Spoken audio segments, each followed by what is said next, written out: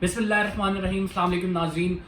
ایک نئی اپڈیٹ کے ساتھ آپ کے سامنے حاضر خدمت ہے. عامر لیاقت کے حوالے سے عدالت کا ایک بڑا حکم آیا.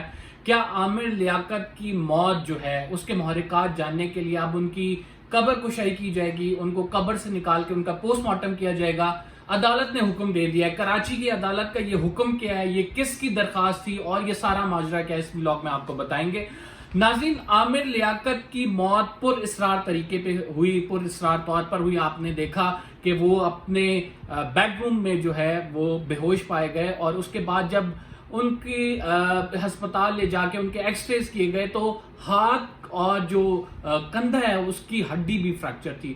اس پر پولیس کی جانب سے یہ کہا گیا کہ ہم پوسٹ مارٹم کریں گے, لیکن پولیس کو ورثہ کی جانب سے پوسٹ مارٹم نہیں کرنے دیا گیا. بشرا اقبال صاحبہ جو عامر لیاقت کی پہلی بیوی تھی, ان کی جانب سے کہا گیا کہ جو مرحوم ہے اس کی روح کو تکلیف ہوگی, وہ ان کے سابقہ شوہر بھی تھے, اس وجہ سے جو ان کے بیٹے ہیں ان کو اور ان کی بیٹی کو ان کی اجازت نہیں ہے کہ عامر لیاقت کا پوسٹ مارٹم کیا جائے, اور انہوں نے کہا کہ ان کو دفنایا جائے گا. عبداللہ شاہ غازی میں یہ تدفین ہو گئی, لیکن پولیس چونکہ چاہتی تھی کہ پوسٹ مارٹم کریں, لہٰذا عدالت سے بھی رجوع کیا گیا اور ورثہ نے جو ہے تدفین اس ٹائم کر دی.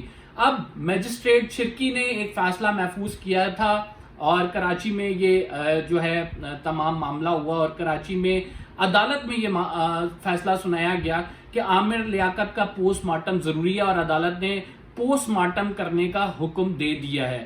اب کیا ہوگا, اب عامر لیاقت کی قبر کشائی کر کے ان کا پوسٹ مارٹم کیا جائے گا اگر عدالت کے حکم پہ منو عمل ہوتا ہے, ادروائز فیملی اس کو چیلنج بھی کر سکتی ہے.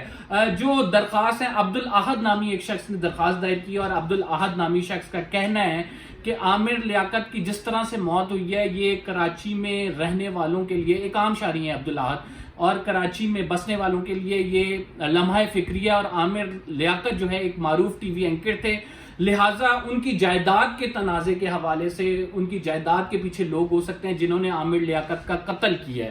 یہ طبعی موت نہیں ہوئی, یہ نیچرل ڈیتھ نہیں ہوئی, اس کو قتل قرار دیا جا رہا ہے. اور اس قتل کے سلسلے میں جو ہے عدالت اب یہ کہہ رہی ہے کہ اس کی تحقیقات ہونی چاہیے. اس ٹائم پولیس نے بھی کہا تھا, لیکن ورثہ جو ہیں, آپ کو پتہ ہے کہ ورثہ کی مرضی ہوتی ہے پوسٹ مارٹم کرایا جائے یا نہ کرایا جائے. اس جو ورثہ نے اس ٹائم تدفین کر دی تھی عبداللہ شاہ غازی کے احاطے میں, اور عبداللہ شاہ غازی کے احاطے میں اس ٹائم عامر لیاقت صاحب جو کہ اپنی زندگی میں قبر اپنی جو ہے وہاں پہ بک کرا چکے تھے, اب وہ وہاں پہ دفن ہے.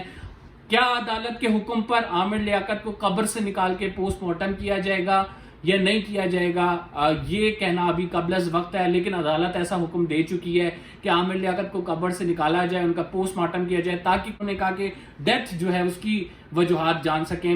عدالت یہ بھی کہہ سکتی ہے کہ یہ مرڈر ہوا ہے اگر وجوہات اس میں سامنے آتی ہیں, موت کی وجوہات. تو دیکھنا ہے کہ اب کیا ہوتا ہے. البتہ جو ان کے ورثہ ہیں جو وہ اس حوالے سے بڑے کلیئر ہیں کہ ایسا نہیں ہونا چاہیے جو پہلی بیوی تھی. اور دانیہ شاہ کا بھی اس حوالے سے بیان آیا ہے, ان کی والدہ کہتی ہیں کہ عامر لیاقت سے جو ہے وہ ہماری صلح ہو رہی تھی, اور عامر لیاقت اپنی ساری جائیداد جو ہے وہ دانیہ کے حوالے کر گئے تھے. بہت سارے لوگوں نے بتایا کہ عامر لیاقت ایک چھوٹے سے گھر میں کراچی میں رہتے تھے, لیکن وہ عامر لیاقت کی زندگی اور کیریئر کا سٹارٹ تھا. ان کے ڈیفنس میں 2 بنگلے تھے, اور ڈیفنس میں ان کا جو ایک بنگلہ ہے وہ بشرا اقبال صاحبہ کے پاس ہے, وہ جو ان کی پہلی وائف تھی ان کے نام کر دیا تھا. اور اس کے علاوہ جو ان کی جائیداد ہے, اب اس جائیداد پہ تنازع ہے. سابقہ اہلیہ کی جانب سے دعوے کیے جا رہے ہیں, دانیہ شاہ کا بھی دعویٰ ہے, اور دیکھتے ہیں کہ وہ تنازع کیا رخ اختیار کرتا ہے. لیکن فی الحال یہ اپڈیٹ تھی, ہم نے سوچا آپ کے ساتھ شیئر کریں. انشاءاللہ اگلے ولاگ میں آپ سے ملاقات ہوگی. فی الحال کے لیے اتنا ہی, قبر زدی کو اجازت دیجیے. اللہ حافظ. کتنے منٹ